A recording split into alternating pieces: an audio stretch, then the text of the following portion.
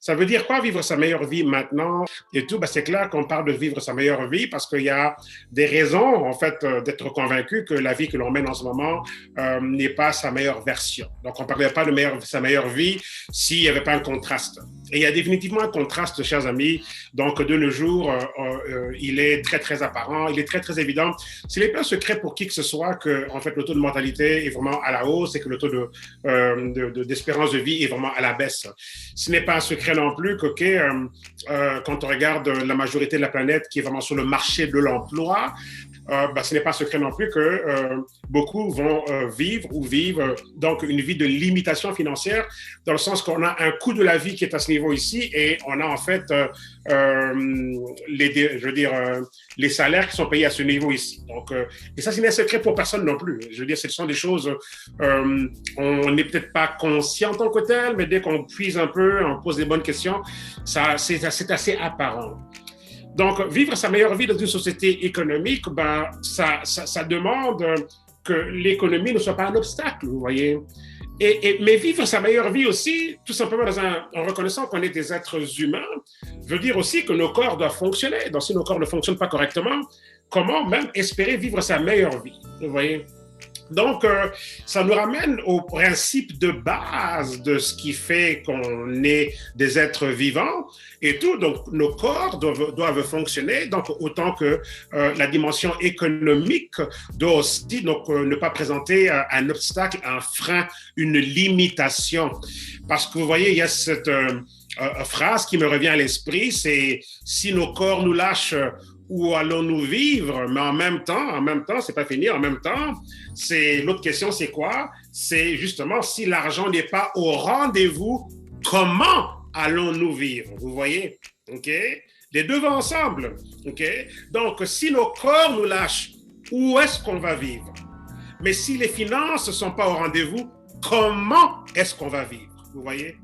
Donc, on doit répondre à cette question. Où est-ce qu'on va vivre? Comment on va vivre, vous voyez? Donc, on a besoin de résoudre cette question énigmatique. Pourquoi énigmatique? Parce que justement, aujourd'hui, la médecine moderne n'a pas nécessairement la réponse à ce qui se passe, vous voyez? Et le marché de l'emploi, qui est en fait la formule économique offerte à tous, n'a pas non plus la réponse en termes de vraiment offrir aux personnes un cadre sans limite financièrement parlant, pour qu'on vive nos vies selon nos besoins qui sont illimités, vous voyez, et notre potentiel aussi qui est en fait illimité. Le marché de l'emploi n'a pas la réponse parce que le marché de l'emploi n'est pas configuré pour libérer l'employé. L'employé utilise la structure financière qui lui offre l'emploi pour tout simplement, on va dire, des besoins de subsistance, vous voyez. Oui, c'est en fait ça. Et n'oublions pas non plus que lorsque l'emploi s'arrête, l'argent, le salaire aussi s'arrête.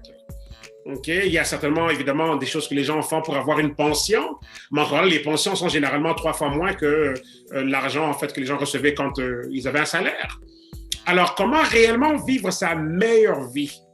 Okay. Et généralement, les gens, quand ils pensent à la retraite, ils pensent à comment vivre sa meilleure vie plus tard, à 65 ans ou en tout cas à un âge avancé. Encore là, ça ne fait aucun sens. Pourquoi est-ce que la meilleure vie doit se vivre lorsqu'on est complètement vieux et fatigué et tout? Oui. Encore là, on n'est pas obligé d'être vieux et fatigué. Parce que quand on va vous montrer les produits que l'on a et tout, on peut être très, très vieux, très, très jeune et très, très énergétique. L'âge sur papier n'a rien à voir si on a les bons produits et la bonne stratégie. Vous voyez? Oui. L'âge sur papier n'a rien à voir si on a la bonne stratégie. Et donc, ne pas avoir un emploi ou avoir une solution alternative et tout justement, et vraiment aussi ce qui va déterminer. Je veux dire, ne pas avoir un emploi, ne veut pas dire qu'on ne peut pas être libre financièrement. Vous voyez? Autant que l'âge sur papier et tout, ne veut absolument rien dire. On peut très bien avoir 75 ans et fonctionner comme 45 ans.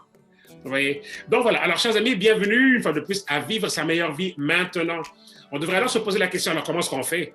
Comment est-ce qu'on s'assure que nos corps fonctionnent encore à 85 ans?